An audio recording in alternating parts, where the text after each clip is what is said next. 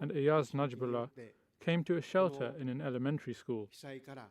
After the disaster, within 14 minutes until 3 o'clock in the afternoon, these people, the Ahmadiyya community in Japan, took the immediate initiative to help in order to help these affected areas.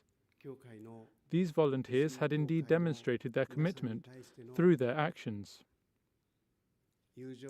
Each day we would observe and think to ourselves how committed and devoted these volunteers actually were. Their manner was not forceful or overbearing. Instead, they dealt with us in a friendly manner with much love. The manner in which they conducted themselves, we could tell, was anything but ordinary.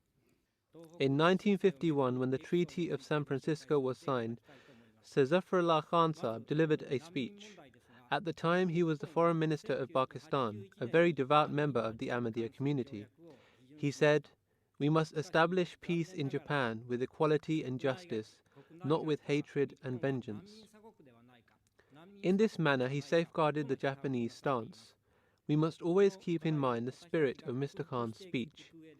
As far as the wider international relations are concerned, a part of which is refugee recognition, there is a need to honestly act upon this speech. You just heard the report of the beautiful services rendered by Humanity First following the first tsunami. As a Japanese, I wish to express my heartfelt gratitude and thankfulness. 我々は日本人としてイスラム教というのはいろんな情報が入ってますね。 Today, when I got to know more about this unique community and the work you do for humanity, I came to the conclusion that this is indeed a very revered religion. I felt that this is that mighty leadership for the new era. His Holiness said that in order to spread peace, we should examine our state of affairs first. This point most definitely struck the hearts of all the listeners.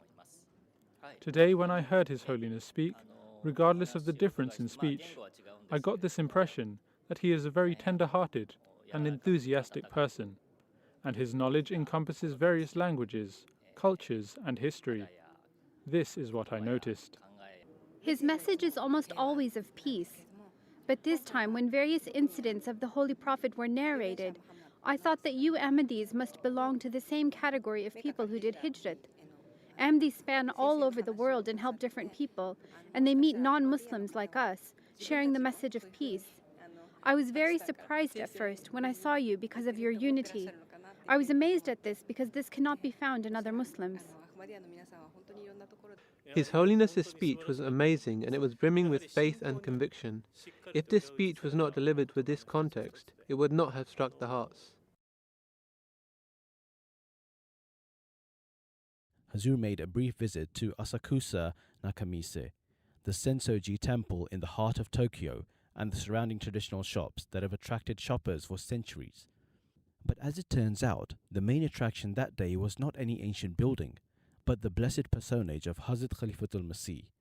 People swarmed Hazur every few steps and shook his hand, many requesting to have a picture taken with Hazur. This was reflective of Hazur's entire tour of the Far East. Wherever he went, Hazur attracted the faithful and the rest of the world.